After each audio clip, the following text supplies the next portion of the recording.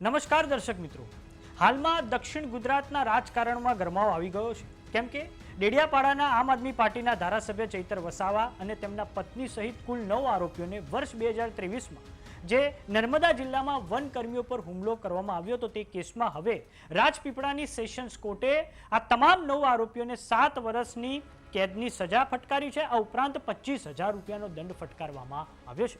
તો હવે આ સમગ્ર મામલે જે સરકારી વકીલ છે વંદના ભટ્ટ, તેમની પ્રતિક્રિયા સામે આવી છે, જેમાં તેમના દ્વારા કહેવામાં આવ્યું છે કે નવેમ્બર 2023માં જ્યારે વનકર્મીઓએ આ જે જંગલની જમીન છે ત્યાં જ્યારે એક ઇલીગલ જે ઉગાડવામાં આવ્યું હતું તે જ્યારે તેમણે પકડી પાડ્યું ત્યારે ચૈતર વસાવા અને તેમના જે માણસોએ છે તેમણે બીજા દિવસે વનકર્મીઓને ઘરે બોલાવીને ધાક ધમકી આપી હતી. આ ઉપરાંત આ લોકો દ્વારા ફાયરિંગ કરવામાં આવ્યું હતું અને આ પછી ચૈતર વસાવાના પીએ દ્વારા વનકર્મીઓ પાસેથી 30,000 રૂપિયાની ખંડણી પણ માંગવામાં આવી હતી. તો હવે આ કેસમાં એવી હીરપરા જે એડિશનલ સેશન્સ કોર્ટના જે જજ છે તેમના દ્વારા આજે ચુકાદો આપવામાં આવ્યો છે.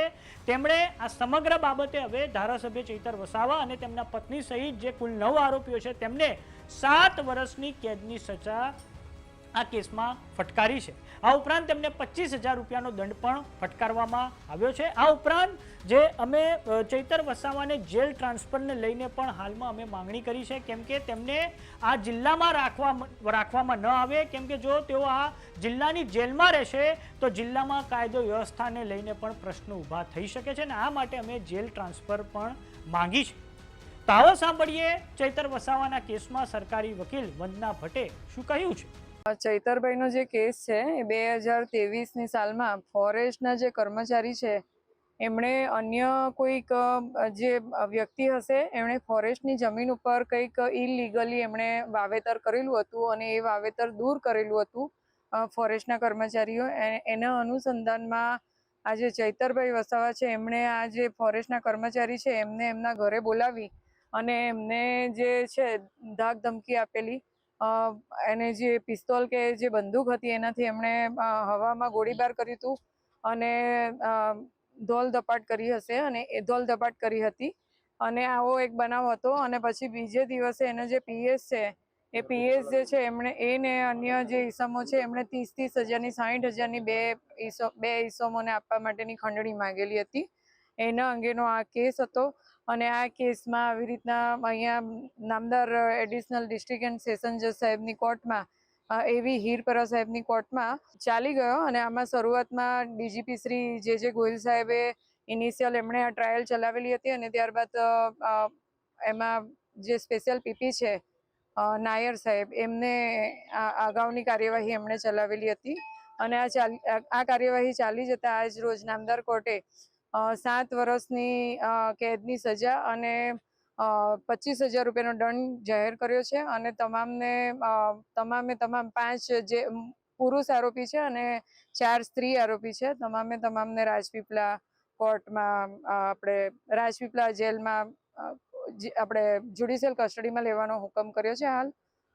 અને એમાં અરજી આપવામાં આવી છે કે જિલ્લા ટ્રાન્સફર માટેની અરજી પણ હાલ આપી છે, કારણ કે આ જે મેટર છે એ મેટરમાં જો અહીંયાની જેલમાં રાખવામાં આવે તો અહીંયા નર્મદા જિલ્લાનું જે વાતાવરણ છે એ એમાં તકલીફ પડે એમ હોય અધર ડિસ્ટ્રિક્ટમાં એમને ટ્રાન્સફર કરવા માટેની અરજી પણ હાલમાં આપી છે. જરૂરિયાત જે ગવર્મેન્ટ સાક્ષીઓ હતા એ તમામ સાક્ષીઓને તપાસેલા હતા અને આ કેસમાં જે ફરિયાદી જે છે એમની પાસે એમણે ત્યાં યાહામોગી જે એ હતું આપણે ઓલું એટીએમ ત્યાંથી એમણે પૈસા ઉપાડવાનો પ્રયત્ન કર્યો હતો પણ એમનાથી પૈસા નીકળેલા નહીં.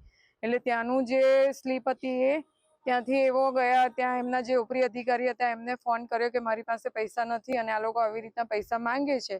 એટલે એમના ઉપરી અધિકારી ઓનલાઈન 30,000 રૂપિયા નાખેલા હતા. એ 30,000 રૂપિયા અને પછી આ જે રૂપિયા જે છે તે જેમની ખેતીની જમીન હતી એમને ત્યાંથી મળી આવેલા. એટલે જેમની જે ફોરેસ્ટની જમીનમાં જેમણે ઇલીગલી વાવેતર કરેલું હતું એમને ત્યાંથી મળી આવ્યા.